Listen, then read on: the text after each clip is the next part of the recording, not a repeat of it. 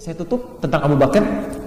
Sampai saking setianya Nabi mempersiapkan beliau untuk menjadi panutan bagi umat di kemudian hari. Dalam sakitnya itulah diundang Abu Bakar, diminta ke depan untuk memimpin sholat dalam sakitnya.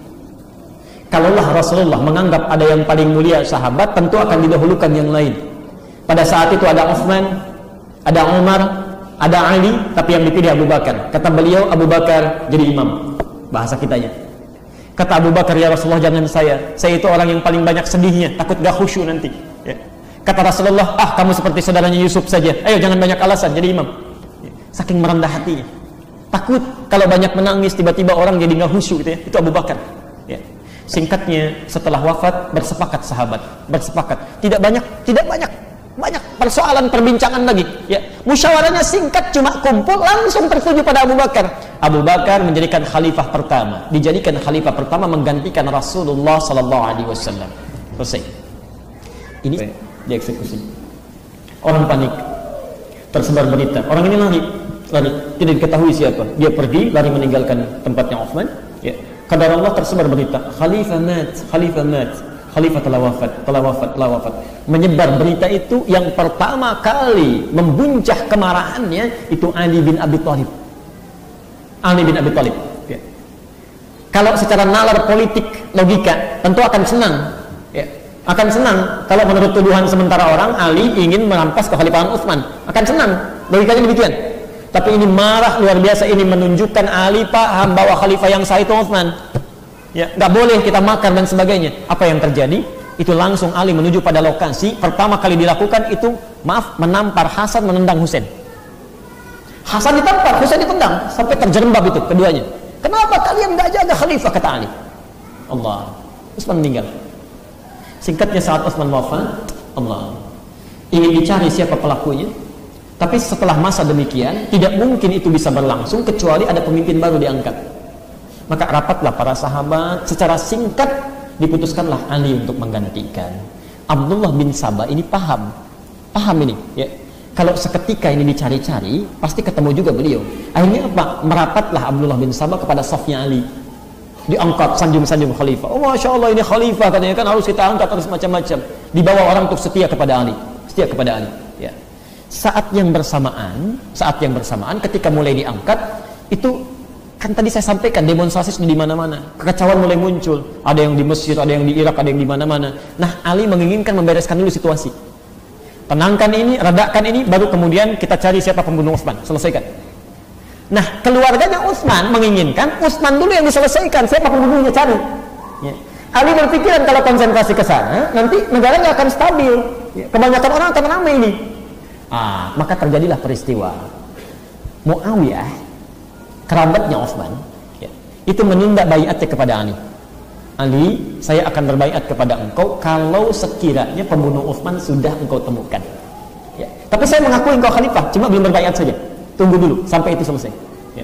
Ali berpandangan, aduh, kamu baiat saja dulu, nanti kita selesaikan sama-sama. Kata Muawiyah, tidak, karena nanti akan muncul banyak fitnah di keluarga, fitnah macam-macam. Disinilah kemudian Abdullah bin Sabah masuk lagi. Ketika Ali mengutus utusan kepada Muawiyah, Abdullah bin Sabah bermain. Sampai kepada Muawiyah disampaikan, Ali sebetulnya sudah merencanakan untuk peperangan. Baik, ya. Bagi siapapun yang tidak mengikuti berbaiat kepadanya, ya. Begitu dengar informasi akan menyiapkan pasukan dari sisi Ali, apa yang terjadi? Muawiyah langsung naik ke atas mimbar menyampaikan, hadirin, kata Muawiyah, di wilayah Syam, ya, di Damaskus. Itu Damaskus termasuk kuat pada saat itu. Ali sudah menyiapkan pasukan karena kita belum berbaiat kepadanya. Menurut kalian apa yang harus saya lakukan? Maka rakyat di situ mengatakan, ya, kami sami'na wa ata'na, terserah Anda saja. Kalau Ali memang menyerang, maka kita pun harus mempersiapkan, kita bertahan. Bahasa Muawiyah bertahan, bukan menyerang, bertahan. Tapi berita yang sampai dibawa lagi oleh Abdullah bin Sabah disusupkan. Sampaikan pada Ali bahwa Muawiyah bin Abi Sufyan sudah menyiapkan pasukan, dan diangkat dia sebagai khalifah di sana. Orang berbaiat kepadanya. Maka muncullah Ali bin Abi Thalib, berita itu sampai kepada beliau, naik lagi ke mimbar. Beliau sampaikan, ada berita menyampaikan, kalau zaman dulu kan nggak ada teleponnya, kan mudah, luar biasa, cerdas orangnya, ya, paling cerdik, itu mengusulkan pada Muawiyah, kita sudah terdesak. Kalau kita teruskan, itu berbahaya, bisa banyak yang wafat. Sudah, tusuk saja Quran, tusuk begini, angkat dengan tombak ke atas. Dalam bahasa fikih disebut dengan tahkim. Tahkim itu artinya meminta damai, putuskan sama Quran saja, jangan kita yang berdebat. Sudah, putuskan sama Quran, daripada korban banyak. Ya. Ternyata ketika itu diangkat, tahkim, ya, kata Ali, ini pasti kerjaan Amr bin As ini. Ya. Tidak, teruskan dulu saja sampai mereka menyerah. Ya. Tapi jangan bunuh mereka, ya, cukup lukai saja. Lukai dalam arti hilangkan ya kekuatannya, sudah. Ya. Desak mereka, desak mereka. Nah, ini yang jadi masalah. Saat Ali mengatakan teruskan desak mereka tapi jangan bunuh, sementara pengikut Ali mengatakan nggak benar itu, salah, salah. Bisa menyalahkan orang yang paling berilmu. Hati-hati nih. Orang cuma rajin tahajud, rajin sholat, rajin baca Quran, rajin puasa, tapi nggak tahu ilmu, wawasan nggak ada. Ya, langsung menyimpulkan nggak benar itu, salah, kamu salah. Ya. Harusnya kalau tahkim kita jangan berperang. Ya. Maka orang ini langsung menyalahkan Ali, mufti di zamannya, sahabat Rasulullah yang terpercaya, orang yang paling dikagumi oleh Nabi. Apa yang terjadi? Masya Allah, Bapak Ibu sekalian, mohon maaf, mereka kemudian keluar dari barisan Ali. Keluar dalam bahasa Arab disebut kharaja. Kharaja, khara dengan jim. Kharaja. Kharaja. Keluar dari barisan Ali. Orangnya disebut dengan kharij, kharijun. Kalau banyakkan, tidak sedikit, maka dijamakkan menjadi khawarij. Khawarij. Maka Bapak Ibu dengar istilah khawarij, khawarij, itu orang-orang itu pertama kali adalah istilah bagi orang-orang yang keluar dari barisan Ali. Tapi yang paling menarik, mereka keluarnya bukan sekedar keluar, sambil mengambil kesimpulan bahwa Ali itu salah, Ali itu kafir, salah kamu, gak boleh kayak gitu katanya. Nah, itu sudah dalam prediksi Nabi jauh sebelumnya. Kata Rasulullah, akan muncul di satu masa orang yang malamnya dihidupkan dengan sholat, siangnya dengan puasa. Hati-hati, hati-hati. Tapi dia sebab dari semua permasalahan. Sebab dari semua permasalahan. Ini fitnah paling besar. Ini khawarij. Jadi saya ingatkan betul ya, ingatkan betul. Kalau kita tidak tahu tentang ilmu, jangan banyak memberikan fatwa. Kalaupun terbiasa kita sholat, baca Quran dan sebagainya, penting betul untuk mohon izin dulu ini, ya. Karena kita nggak boleh memperbanyak sesuatu tanpa izin, ya. Jadi saya akan coba minta izin dulu, ya. Kalau nanti diizinkan untuk disebarkan, ya, silahkan disebarkan, dibaca. Ini nggak banyak kok Bu, Pak. Sebentar ya, coba kita cek. Oh, cuma 279 halaman, nggak banyak. Oh, ini juga referensi. 271 halaman, nggak banyak. Ya. Ini seminggu selesai lah. Cuma masih pakai bahasa Arab, ya. Dipakai bahasa Arab. Ya. Kalau ini agak tebal, ini banyak ini. Nanti kalau sudah selesai kajian, kita nanti coba bahas ini ya. Bahas ini supaya paham betul tulisan beliau itu bagaimana sebetulnya. Ya. Jangan-jangan yang ditulis beliau nggak sama dengan yang sekarang dipahami orang. Ini banyak sekali keutamaan buku ini. Ini masih ada bahasa Indonesianya, ya. Masih ada, masih ada. Cuma ini kata pengantarnya, isinya bahasa Arab juga. Ya. Ini pengantar dari cucunya dalam penerbitan, ada 3 halaman bahasa Indonesia. Tapi kalau mau isinya, pakai bahasa Arab juga. Insya Allah. Jelas pertanyaan saya? Jelas ya? Jadi kesimpulannya, dan tidak perlu banyak disimpulkan, Syiah itu, kalau sudah dengar tentang Syiah, ini saya tidak membela A dengan B ya.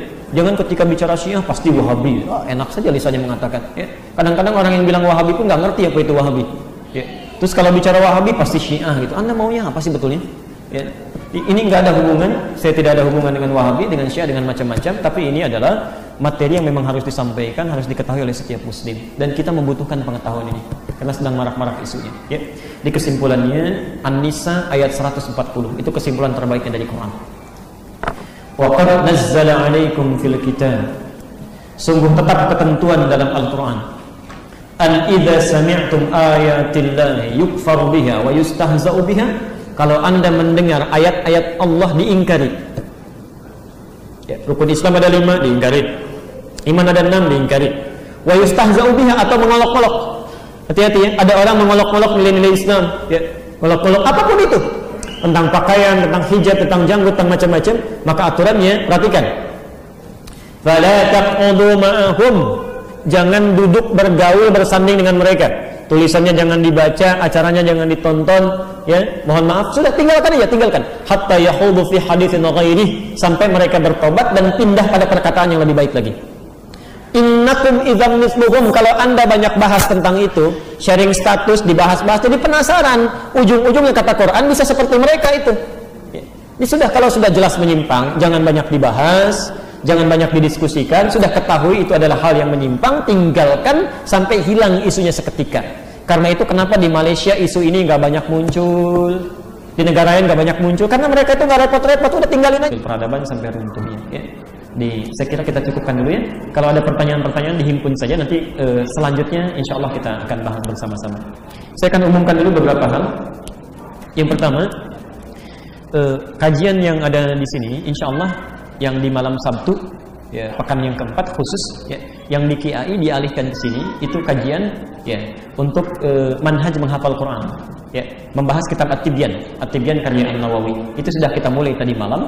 Di insya Allah Bapak Ibu sekalian, kalau nanti ada yang berminat silahkan, itu terbuka untuk umum, ya, silahkan. Malam Sabtu pekan yang keempat, tapi pekan keempat, ya, dimulainya ba'da maghrib, di ba'da maghrib sampai dengan menjelang Isya, pertanyaan dibahas setelah Isya, dan nanti tahun depannya insya Allah bahkan kita ada mabit nanti, ada mabit, ya. Jadi kalau Anda mau bawa keluarga dan sebagainya, saya juga bawa beberapa orang untuk membantu, ya, misal nanti ada imam, bimbing halaqah macam-macam.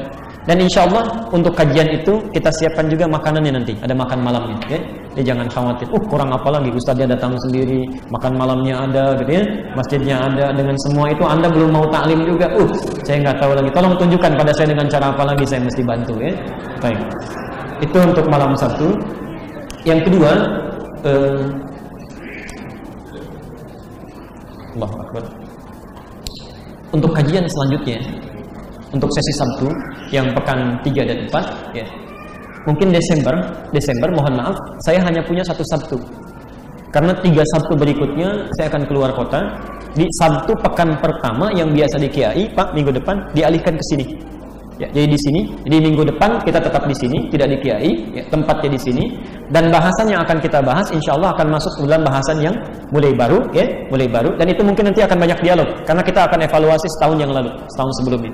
Jadi saya perkenankan, tahun depan kita sudah mulai bikin kurikulum. Jadi nanti saya berikan silabusnya, pelajaran selama setahun, kitabnya ditentukan, ya.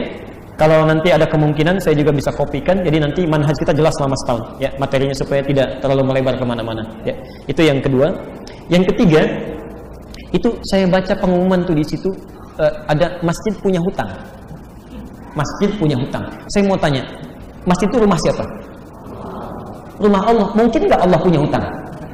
Nggak mungkin. Ya. Masjid itu rumah Allah, jadi nggak mungkin Allah punya hutang. Ya. Yang mungkin terjadi, uangnya, ya, adanya masih terdapat dari rekening antum-antum ini, ya, atau masih ada di tabungan-tabungannya, belum diserahkan jadi hak masjid. Coba dicek itu, ya, coba dicek. Di pulang dari sini coba dicek, barangkali itu hak masjid masih nyangkut di tempat antum.